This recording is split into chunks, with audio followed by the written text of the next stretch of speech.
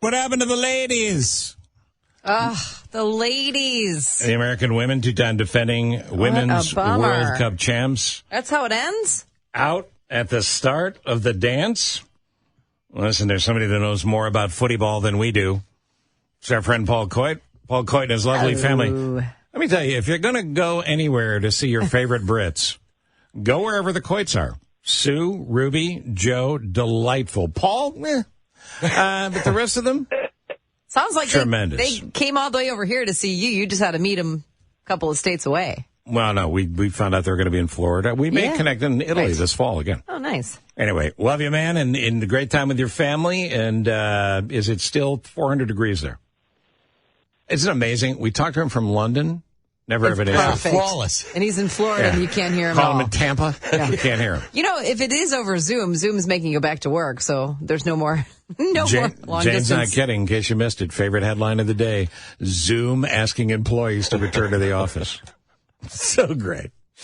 It's just tremendous. So if this is over Zoom, it's over. He has to be here in the studio if he wants to talk to you. Although I do truly believe that you spend so much time with him over the weekend that you don't need to talk to him. This is the universe telling you to. Well, the audience couldn't be a part of this. We want to talk to him. Paul, are you with me? Yeah, I'm with you now. I'm with you. I don't know what was going on, but I can hear you perfectly now. All right, good. All right, the American women, what happened? You know what? I think it might be a bit of cockiness. I think a little bit too cocky for their own good. I'm not being funny. I think may have been expected because you always seem to win the Women's World Cup, and it was kind of expected. Rapinoe's going to come out and she'll play well, and she came out in extra time, and the pass went astray, and then she had a really bad corner and didn't play very well and missed a penalty, and it's kind of expected almost that they should have gone through, and I think it might have been taken for granted a little bit. Is that a bit unfair, do you think? No, I don't think it's unfair at all, and I think there may be some evidence of that. And by the time they realized how serious the amount of trouble they were in, it was too late. It was too late, but the thing is, penalty shootouts are very, very exciting ways to end football matches. There's a lot of fans, a lot of people and pundits, they'll go, oh, well, a penalty shootout, it's a lottery. Oh, it's just a lottery. Anything can happen. It's not a lottery. It's psychological. If you think of the pressure, you can't recreate a penalty shootout training. It's impossible because of the pressure that's there.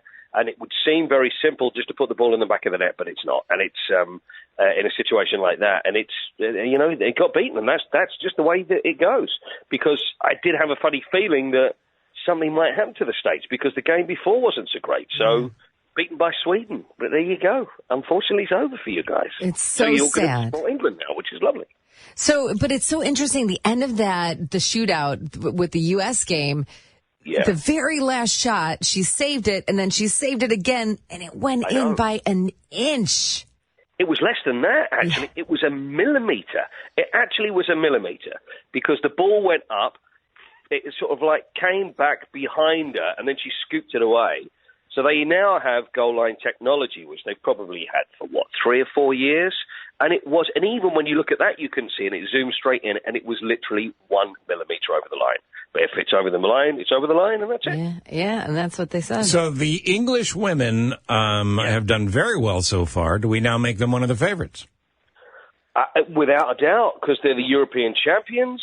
So now we'll go on to play either Colombia or Jamaica. Now, Jamaica, of course, have done well, and Colombia, who are slightly better. I think they're 25th in the world. But they had to go to a penalty shootout as well. So this was just a couple of hours ago. And there's a player called Lauren James. Now, the similarities between her and David Beckham, going back to 1998 now, are huge. Because what happened in the World Cup in 1998, this was in France, England played Argentina. And it got to be very, very close. And then David Beckham, I don't know whether you remember this, but David Beckham lashed out at a player, just kicked out at him when he was laying on the floor. Yeah. Then he got sent off. Now, England ended up getting knocked out of the tournament on penalties, and everybody blamed David Beckham. And being the very kind people that we are, we burnt effigies of David Beckham, hung them from trees because we were so angry. I like to say we, but it was them. And then it was through England getting knocked out. Now, the same thing could happen with Lauren James. Now, Lauren James has been a really good player, and then it's just so stupid. 87th minute, so she stamps on a Nigerian player. She gets knocked over, and then she stands on her and then runs away. Gets a yellow card, which, as you probably know, is just a warning, and then it gets booked. And then they looked at it on VAR, which is like a video assistant referee, and someone said to the referee, I think you better have another look at this. Violent conduct. She gets sent off. So had England not gone through on penalties, which they did, then it could have been another similar David Beckham situation. But that's the difference between the women's game and the men's game. Everybody's going, she's young. No, it was just an experience. If it was in the men's game, it would be, what the hell has she just done? Right. So it was stupid, it was silly, but they've managed to get through. But that game this morning, I mean, England-Nigeria went to a shootout, same suspense. Yep. We watched it this morning on all the big TVs. And so I got in the car and I had to my husband, I said, you got to call me and tell me who wins. So thankfully for you guys, England won. Yeah, and America, we're very giving. We're thrilled that you're still in. I really appreciate it. It's really. See, the thing is, England have got a great chance because there's only two countries that are left in the top 10 in the world still on their side of the draw, and so it's an incredibly good chance that England now have to make it all the way because it's been so many upsets, and obviously the biggest one's been the USA over the weekend. Yeah. All right, so in the men's side of things, men's professional football back underway. The American football version and your version, soccer, as we call it here, the Premier League. The Premier League is back. And your club, the club you've worked for and been a fan of your whole life, and the club you continue to work for, the Spurs, have a player named Harry Kane, who you introduced me to when he was but a baby player. Yes. He was a rookie, and he's now 9-10 years in the game, one of the best to ever play. And everybody thought the Spurs were going to lose him this weekend. They were going to make a deal to move him to Germany. Correct. Didn't happen. I mean, who really? I mean, Bayern Munich are a very good big team and have been for many years.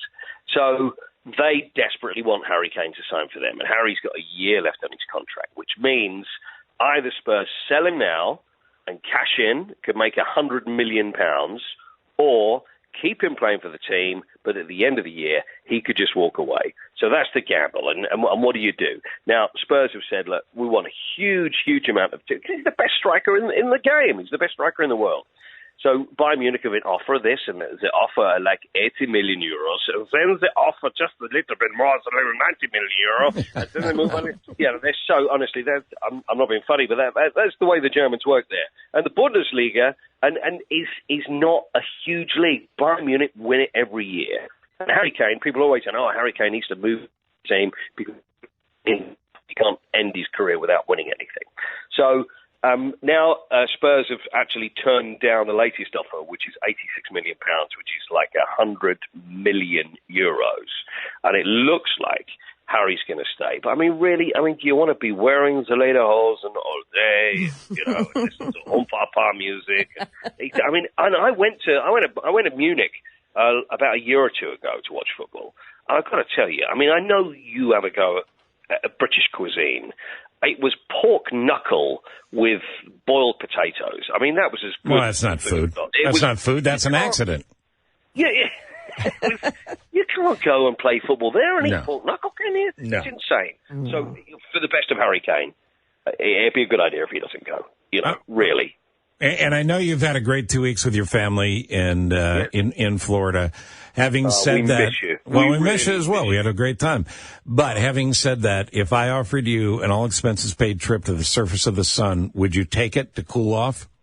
Yeah, I'd take it to cool off. It's ridiculous. It's just insane weather. Who invented the weather down here in Florida? Right.